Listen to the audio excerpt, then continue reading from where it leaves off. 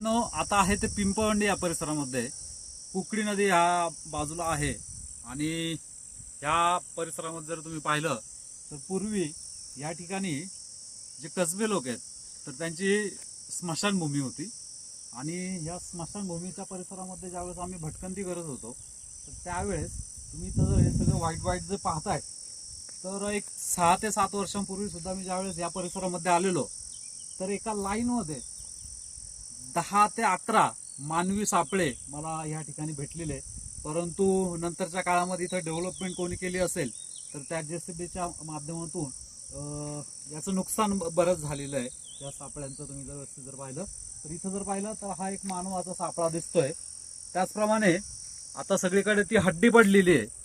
मग हे 200-300 वर्षांपूर्वी कधी असेल हे आपण सांगू शकत नाही, परंतु इथं जर तुम्ही व्यवस्थित जर पाहिलं, या ठिकाणी जर पाहिलं तर आपला जो जबडा आहे आणि त्या जबड्यामध्ये असलेले जे दात आहेत तुम्ही पाहू शकता मित्रांनो, ते दात आजही याला 200-300-400 वर्ष किती वर्ष झाले असतील, परंतु आजही यातील जे काही दात शिल्लक आहेत ते खूप चांगल्या प्रकारे आपल्याला या ठिकाणी पाहायला मिळत आहेत. त्याचप्रमाणे हे पूर्णच्या पूर्ण हा जो व्हाईट पट्टा दिसतोय तुम्हाला, पांढरा पट्टा दिसतोय, या ठिकाणी माणसं गाडलेली होती, म्हणजे आपले पूर्वज या ठिकाणी गाडण्यात आलेले होते.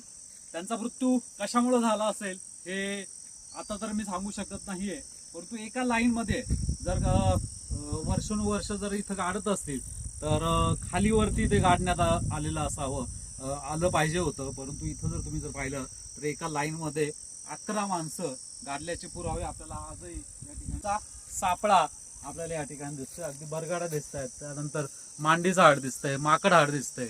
पूर्वी अगदी खोपडी सुद्धा या ठिकाणी होती, म्हणजे पूर्णच्या पूर्ण 11 माणसं या ठिकाणी दिसत होती, परंतु ते आता तरी नष्ट झालेले आहे. हा सगळा जो पार्ट आहे तर या ठिकाणी माणसं गाडलेली होती. अजून वरती जाऊयात. मी बरेच वर्ष या ठिकाणी फिरतोय, परंतु मी तुम्हाला एक दाखवायचंय. चला, हा चेहरा पाहू शकताय. मी अनेक ठिकाणी फिरलोय, माझं बालपण या परिसरामध्ये गेलेलं आहे. पाहू शकता इकडे कुकडी नदी दिसते आणि ज्यावेळेस आज मी या ठिकाणी या परिसरामध्ये आलो आणि पहिल्यांदा मला ती झाडी साफ करण्यात आली असेल त्यावेळेस हा चेहरा दिसलेला आहे. याचा अर्थ मला तर माहीत नाहीये, परंतु जे कोणी पूर्वज असतील तर त्यांचं एक प्रकारे स्मरण राहावं म्हणून कदाचित त्यांच्या घरच्यांनी हा चेहरा इथं उभारलेला असावा. त्याचप्रमाणे या ठिकाणी एखादं मंदिर सुद्धा असावं आणि त्या मंदिराचे अवशेष सुद्धा आपल्याला या ठिकाणी पाहायला मिळतात मित्रांनो.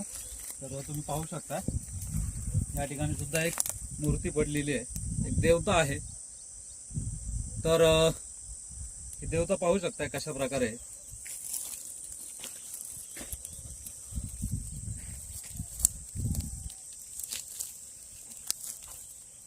सांगायचं तात्पर्य एवढंच आहे की आपला जो इतिहास आहे, इतिहास जतन करण्यासाठी पहिल्यांदा त्याची माहिती घेतली पाहिजे. जर आपण माहिती घेतली तर या परिसरामध्ये अजून काही खूप मोठा इतिहास दडलेला असू शकतो, तो सुद्धा बाहेर येईल. पाहूयात काय काय होतंय.